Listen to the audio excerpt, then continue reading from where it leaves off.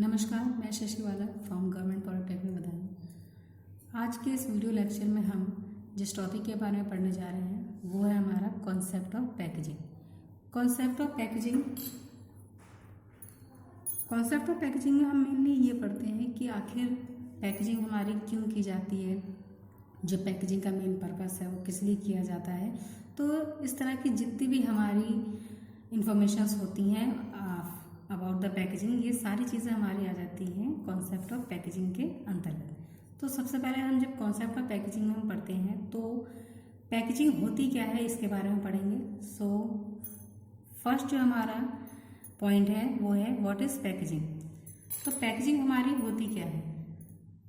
Mostly जो आपकी packaging होती है वो किसी भी गुड्स या फिर किसी भी थिंग को या फिर किसी भी तरह की ऑब्जेक्ट या वस्तु को या प्रोडक्ट को हम सेव करने के लिए या फिर उसकी जो लाइफ टाइम है उससे ज़्यादा इंक्रीज करने के लिए हम पैकेजिंग प्रोवाइड करते हैं। तो पैकेजिंग हमारी एक तरह की साइंस, आर्ट या फिर एक टेक्नोलॉजी होती है जिसमें हम किसी भी प्रोडक्ट को, गुड्स को या फिर थिंग्स को इंक्लोज करते हैं यानी कि उसे चारों तरफ से सराउंडेड कर देते हैं प्रोटेक्शन प्रोवाइड करने के लिए।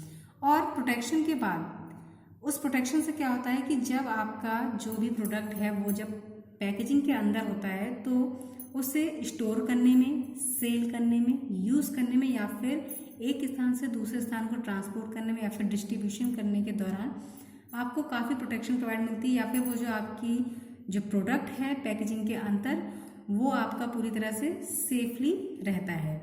तो किसी भी वस्तु को या फिर किसी प्रोडक्ट को सेफ रखने के लिए हम जो एक बाहरी आवरण उसे प्रोवाइड करते हैं वो आपका पैकेजिंग कहलाता है। नेक्स्ट क्या है आपका, packaging also refers to the process of designing, evaluating and producing packaging. Mainly जो आपकी पैकेजिंग की जाती है वो मैंने आपको पहले बता दी कि प्रोडक्ट को हम प्रोटेक्ट करने के लिए, स्टोर करने के लिए, सेल करने के लिए, डिस्ट्रीब्यूट करने के लिए करते हैं। इसके अलावा जो आपकी पैकेजिंग होती है वो प्रोडक्ट की जो आपने पैकेजिंग की है उसकी जो डिज़ाइनिंग है, उसका जो विश्लेषण होता है और जो आपने पैकेज प्रोड्यूस किए गए हैं उसको भी बनाने के लिए हम पैकेजिंग अप्लाई करते हैं। यानी कि आपको कौन सी डिज़ाइनिंग देनी है, उसका एवोल्यूशन कैसे करना है और पैकेजिंग को प्रोड्यूस कैसे करना है, ये सारी चीज़ें भी आपकी पैकेजिंग के अंतर्गत ही आती हैं। आगे हम देखते हैं कि जो आपका पैकेजिंग है उसे यूज़ क्यों किया जाता है। पहले मैंने आपको बता दिया कि protecting for product, next designing and evaluating, और जो आपका लास्ट है वो ये है कि आपकी जो पैकेजिंग प्रोवाइड की जाती है वो इसलिए की जाती है ताकि आपका जो प्रिपेयरिंग गुड्स होते हैं यानी कि बनाए गए जो आपके प्रोडक्ट होते हैं जो कि आपके वेयर हाउसिंग यानी कि जैसे आपके माल गोदाम वगैरह में रखने के लिए यूज़ होते हैं या फिर बहुत बड़े भंडार के तौर पे या फिर बेचने के लिए या फिर उसे यूज़ करने के लिए, तो उस वक्त जो आपका प्रोडक्ट है वो एक स्थान से दूसरे स्थान को ट्रांसपोर्ट होता है। तो ट्रांसपोर्ट के समय आपका प्रोडक्ट खराब ना हो through the climate effect, through the weathering effect, through the temperature effect, तो इन सभी से बचाने के लिए भी हम पैकेजिंग को प्रोवाइड करते हैं। इसके अलावा जो आपकी पैकेजिंग होती है वो एक तरह से इन सभी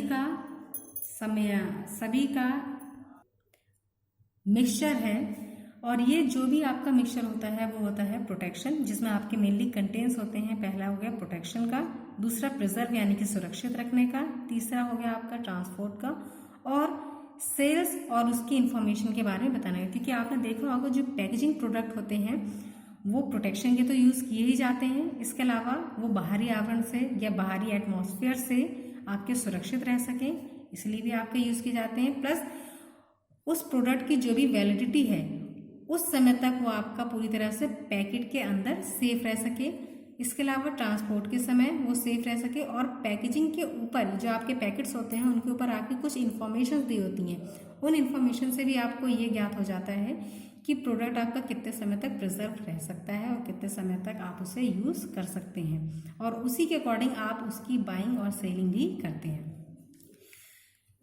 नेक्स्ट हम आते हैं व्हाट इज़ पैकेजिंग। तो ये देखिए जितने भी आपको ये फिगर में शो हो रहा है ये डिफरेंट टाइप्स के आपके पैकेजिंग टेक्निक हैं जिसमें आप अलग अलग गुड्स के अकॉर्डिंग या फिर अलग अलग थिंग्स के अकॉर्डिंग, अलग अलग प्रोडक्ट के अकॉर्डिंग आप उस पर डिफरेंट डिफरेंट टाइप्स की पैकेजिंग मैकेनिक्स को यूज़ करते हैं। जैसे अगर आपको फिल्म पैकेजिंग करनी हो तो, या फिर जैसे लैमिनेशन करना हो तो हम लोग क्या करते हैं, उस पर प्लास्टिक फिल्म या फिर पॉलीमर की फिल्म को उसके ऊपर लैमिनेट करते हैं। जैसे आपके कुछ फूड प्रोडक्ट्स होते हैं उस पर आप प्लास्टिक फिल्म की पैकेजिंग करते हैं जिससे वो काफ़ी समय तक सेफ रहे।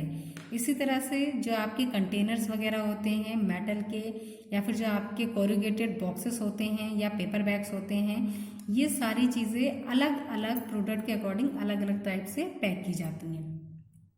इसके बाद हम बात करते हैं पैकेजिंग लेबलिंग की। पैकेजिंग की लेबलिंग की जाती है। अभी तक मैंने आपको पैकेजिंग के बारे में बताया। अब जो पैकेट्स होते हैं आपके, जो पैकेजिंग रैपर होते हैं, उनके ऊपर जो लेबलिंग की जाती है वो लेबलिंग क्या होती है और उसे क्यों की जाती है। तो जो आपकी पैकेजिंग लेबलिंग है वो आपके इस तरह के कुछ इन्फॉर्मेशन प्रोवाइड करते हैं, और वो इन्फॉर्मेशन जो आपकी होती है वो इलेक्ट्रॉनिकली या फिर ग्राफिकली कम्युनिकेशन होता है पैकेट के ऊपर, जिससे आपको ये पता चलता है कि ये किस इंडस्ट्री से एसोसिएटेड है या फिर ये लेबल किस चीज़ को दर्शा रहा है या फिर प्रदर्शित कर रहा है। तो अलग अलग कंपनीज, अलग अलग इंडस्ट्रीज और अलग अलग गवर्नमेंट्स के थ्रू, और इसके अलावा जो आपके अलग अलग कंट्रीज होती हैं, तो अलग अलग कंट्रीज, अलग अलग इंडस्ट्रीज, इन सभी के ऊपर डिपेंड करती है आपकी पैकेजिंग की लेबल। यानी कि अगर आपका कोई भी प्रोडक्ट किसी बाहरी कंट्री से आया है तो उसके लेबलिंग के अकॉर्डिंग आपको ये ज्ञात हो जाता है कि ये चीज़ आपकी बाहर से बनाई गई है या फिर बाहर से मंगाई गई है।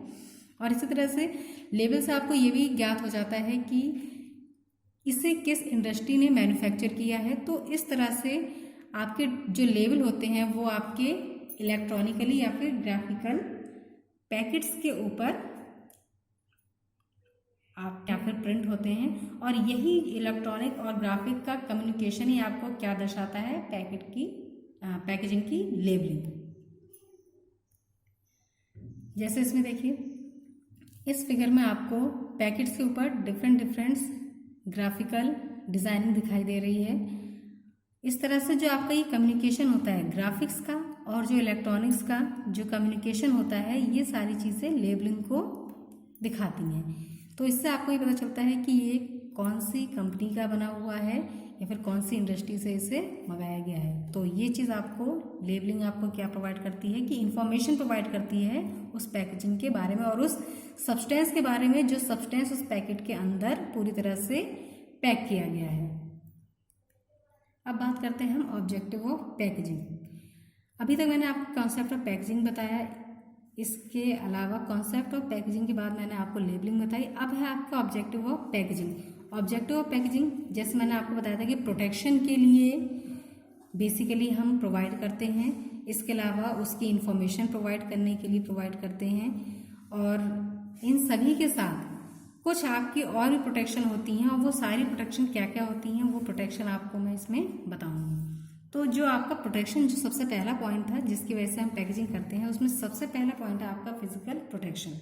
फिजिकल प्रोटेक्शन में क्या होता है कि आपने देखा होगा, जैसा आपका कोई भी प्रोडक्ट है तो अगर उस प्रोडक्ट पे कोई भी मैकेनिकली शॉक यानी कोई भी मैकेनिकली इम्पैक्ट पड़ता है, या फिर वाइब्रेशन होती है किसी चीज़ की, या फिर उस पर कोई भी इलेक्ट्रोस्टैटिक डिस्चार्ज का इफेक्ट पड़ता है, या वो चीज़ अगर आपकी कंप्रेस हो रही है, या उस पर कोई भी टेम्परेचर जैसे हाई टेम्परेचर का इफेक्ट पड़ रहा है या फिर लो टेम्परेचर का इफेक्ट पड़ रहा है, तो उस सब्सटेंस या फिर उस प्रोडक्ट के फिजिकल स्ट्रक्चर में बहुत से चेंजमेंट आ जाते हैं।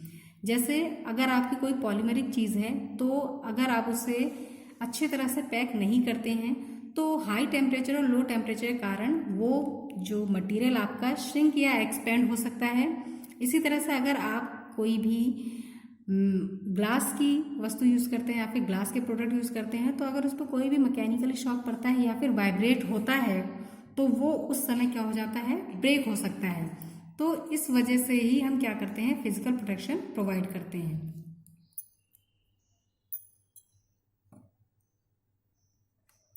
नेक्स्ट जो आपका ऑब्जेक्टिव है पैकेजिंग का, दैट इज बैरियर प्रोटेक्शन।